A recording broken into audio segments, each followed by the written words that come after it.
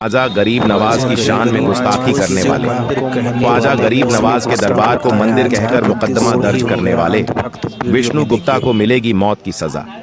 जी हां दोस्तों, किसने यह बात कही है और खुद विष्णु गुप्ता क्या गिड़गिड़ाकर कह रहा है? दोस्तों, पूरी जानकारी इस वीडियो में मैं देने जा रहे हैं। वीडियो शुरू करने से पहले आपसे गुजारिश करेंगे कि वीडियो को अपना प्यारा लाइक और एक प्यारा सा कमेंट जरूर किया करें, ताकि हमारा हौसला अफजाई हो और हमें और नई वीडियो बनाने में मदद मिले। दोस्तों, जैसा कि आप लोगों को मालूम है कि सुल्तानुल हिंद ख्वाजा मोइनुद्दीन हसन चिश्ती रहमतुल्लाह अलैह के दरबार को यह कहते हुए मुकदमा दायर किया गया था कि ख्वाजा गरीब नवाज की दरगाह नहीं बल्कि शिव मंदिर है। और मुकदमा करने वाला कौन था दोस्तों? तो मुकदमा करने वाला जो इंसान था वो था हिंदू सेना प्रमुख विष्णु गुप्ता। लेकिन अब मानो विष्णु गुप्ता पर आफत आन पड़ी है और इस बात की जानकारी खुद विष्णु गुप्ता ने मीडिया में दी है कि उसके साथ क्या कुछ हो रहा है। चलिए दोस्तों, वीडियो का आगाज करते हैं। लेकिन अगर आप सुल्तानुल हिंद के चाहने वाले हैं, ख्वाजा गरीब नवाज के चाहने वाले हैं, उनसे मोहब्बत करने वाले हैं, तो इस वीडियो को अभी नीचे जाकर लाइक कर दीजिए और चैनल को कर लीजिए सब्सक्राइब। तो चलिए दोस्तों, अपने टॉपिक की तरफ बढ़ते हैं।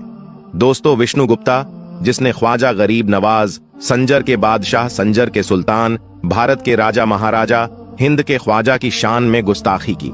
और विष्णु गुप्ता ने यह कहा कि ख्वाजा गरीब नवाज का दरबार शिव मंदिर है और उसने दरगाह पर मुकदमा भी दर्ज किया। अब दोस्तों, मानो विष्णु गुप्ता के ऊपर ख्वाजा गरीब नवाज की फटकार पड़ रही है, ऊपर वाले की लाठी पड़ रही है। और जब भी किसी के ऊपर वाले की लाठी पड़ती है तो वह लाठी बे आवाज जरूर होती है, लेकिन असरदार बहुत होती है।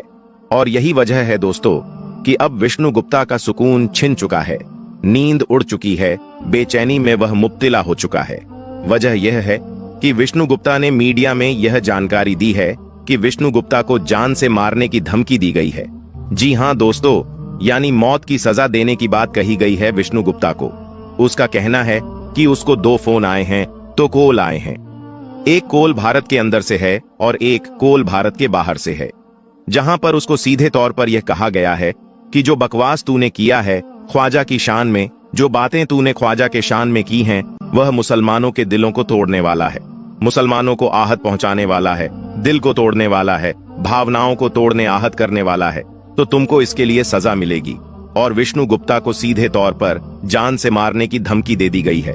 और एक धमकी उसको देश से मिली है, भारत के अंदर से मिली है, और एक धमकी विदेश से मिली है।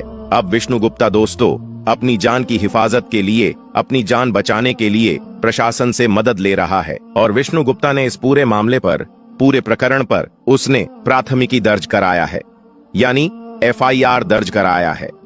वीडियो में आगे बढ़े दोस्तों, उससे पहले मैं यह भी कहना चाहूंगा कि किसी को इस तरीके की धमकी देना या जान से मारने की बात करने का मैं कतई समर्थक नहीं हूं।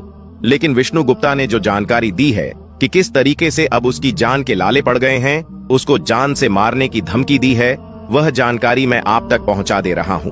हालांकि दोस्तों, यह नींद, सुकून और बेचैनी में मुब्तिला होने वाला विष्णु गुप्ता कहीं ना कहीं कुदरत की मार, कुदरत की लाठी जब पड़ती है तो उसका तरीका कुछ अलग अलग होता है, लेकिन असर आप ही के ऊपर पड़ता है। और विष्णु गुप्ता के ऊपर भी इस समय इसी तरीके की लानत, इसी तरीके की फटकार और ख्वाजा गरीब नवाज की शान में गुस्ताखी करने का एक तरीके का उसको अजाब मिल रहा है। और अब विष्णु गुप्ता को यह समझ में नहीं आ रहा है कि वह अदालत में ख्वाजा गरीब नवाज के दरबार को मंदिर बताने वाले मुकदमे की पैरवी करे या अपनी जान बचाने के लिए, अपनी जान की हिफाजत के लिए थाना थाना, पुलिस जगह जगह पर वह दौड़ता फिरे और अपनी जान की हिफाजत करवाए। हालांकि दोस्तों, यह मुल्क संवैधानिक मुल्क है और यहां अगर संविधान आपको इजाजत देता है तो आप मुकदमा भी कर सकते हैं। लेकिन ख्याल रखना चाहिए कि हम ऐसा मुकदमा न करें। संविधान ने हमें जो आजादी दी है उसका इस्तेमाल ऐसी जगह पर न करें जिससे दूसरे का दिल टूट जाए, जिससे दूसरे को आहत पहुंचे। और यकीनन जो विष्णु गुप्ता ने जो काम किया है, ख्वाजा गरीब नवाज की शान में जो गुस्ताखी करने का काम किया है, उससे करोड़ों करोड़ों मुसलमान बेचैन हैं, उनको तकलीफ हुई है और लोगों के दिलों से बद्दुआ भर भर के निकल रही है।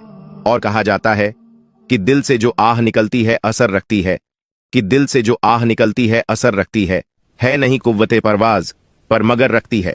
तो दोस्तों, ऊपर वाले की लाठी में, ऊपर वाले के फैसले में देर है पर अंधेर नहीं। और विष्णु गुप्ता को अब जान के लाले पड़ गए हैं कि वह जान बचाए या मुकदमा लड़े। दोस्तों, ज्ञानवापी, ताजमहल और कुतुब मीनार के बाद अब अजमेर शरीफ दरगाह के मंदिर होने का दावा किया गया है। उनका यह दावा है कि हजरत ख्वाजा गरीब नवाज दरगाह एक शिव मंदिर था। अजमेर शरीफ तीर्थ क्षेत्र है जहां ख्वाजा मोइनुद्दीन चिश्ती रहमतुल्लाही ताला अलैह की दरगाह है। लोग यहां आकर मुरादें मांगते हैं और मन्नत पूरी होने पर ख्वाजा मोइनुद्दीन चिश्ती रहमतुल्लाह ताला अलैह की दरगाह हमें चढ़ावे चढ़ाते हैं। हजरत मोइनुद्दीन चिश्ती रहमतुल्लाह अलैह अल्लाह के एक ऐसे वाली हैं जिनकी मजार शरीफ पर धर्म और मजहब का कोई भी बंधन नहीं है।